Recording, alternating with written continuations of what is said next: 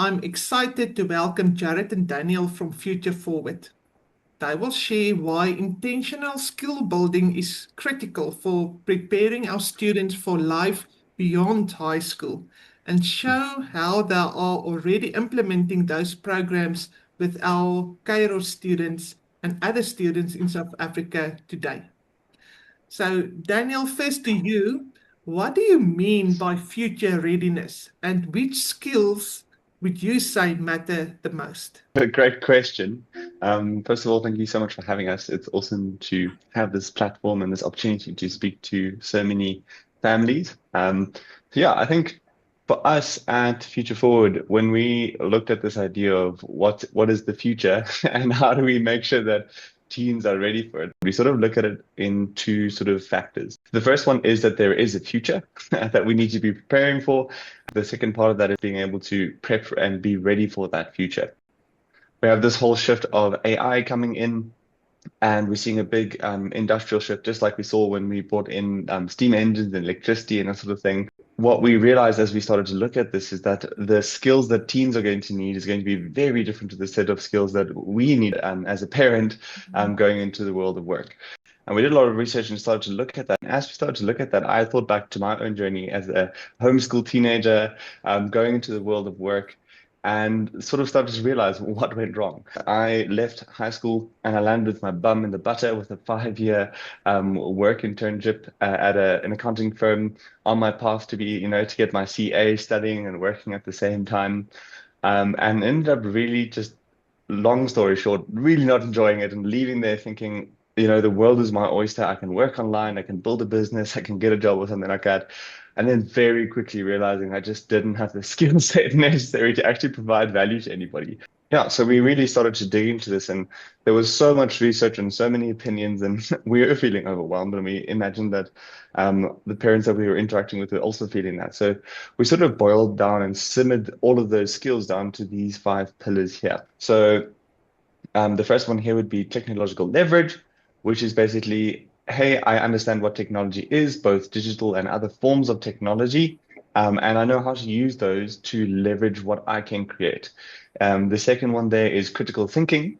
And this is that ability to think through problems and understanding how to look at a problem even in the first place. And then we've got grit and autonomy. And that's this ability to say, I can take charge of my own life. And then there's that grit to stick it through the difficult times and to keep pushing and building things even when the going gets tough. And then the fourth pillar we have here is the outward mindset.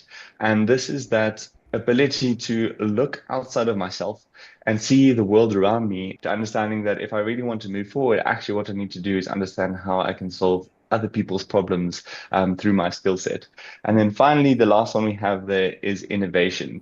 And this is this ability to look at a problem and combine the context and information that I'm gathering into new solutions to problems that I'm encountering.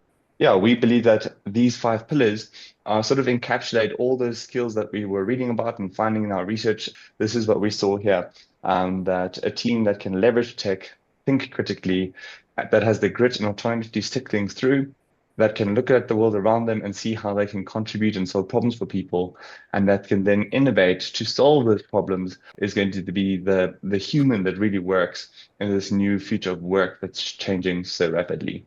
Oh, awesome. Thank you, Daniel. So it's all about being intentional to make sure that those aspects are then integrated in and become part of our way of life. Exactly. So it can be quite scary when we look at the future and there's just so much change happening. There's so much going on. And we just sort of feel like we need to do everything all at once. And what do we even work on? So instead of chasing the trends and just doing the new thing that's coming through, it's coming back to say, how is this going to develop one of these 5 pillars in my teenager?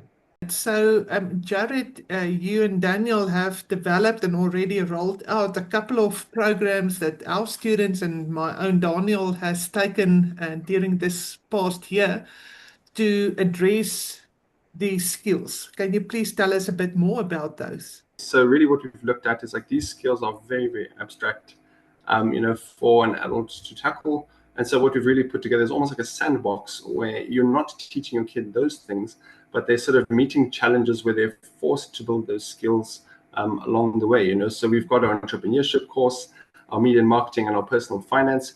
And really what those are sort of like vehicles where your team can encounter these different 5 problem areas and build those skills while they're doing that. And so at the end of the day, like our big goal was sort of not how do you make a good graphic design course. It wasn't like how do you create the perfect business course. It was really like how can you give a teenager an exciting and fun environment where they can actually feel like they're getting wins, they can see themselves growing.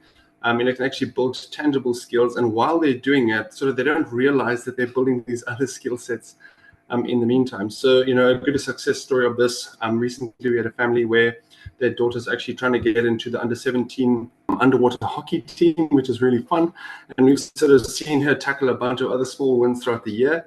And it was really amazing to then see her be able to then take what she's learned from sort of that, sandbox environment of the courses, and then actually partner with her mom. They sort of booted up an old business that they had, and they've gone and redesigned the packaging. She's really thought through how can she communicate the value clearly, and really just having the agency then to know beyond just the graphic design skills and all that, to actually take that in her own hands and try and find a way for her to make it possible for her to actually achieve this dream of being in that team, get into the squad. And for us, it was really exciting to see that, beyond just these sort of what we call hard skills, she was actually able to then take that outward mindset, to take the critical thinking and the innovation, and actually then use that to make this dream possible for herself. So that's really what we're looking at, is how do we help teens do that? Yeah, that's wonderful. So, apart from that very real and very applicable example, what were some of the most rewarding feedback that you have had from your other students? Well, I think one of the funniest one I would actually say offhand was actually a complaint.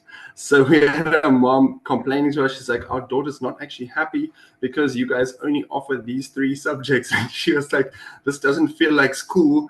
And why can't the rest of my school be like this? So I think that really for us was feedback where we saw that like we were actually hitting the mark, whereas this child wasn't actually feeling the learning happening, but they were rather fully engaged and just applying themselves and enjoying that process. Yeah, yeah, that's awesome.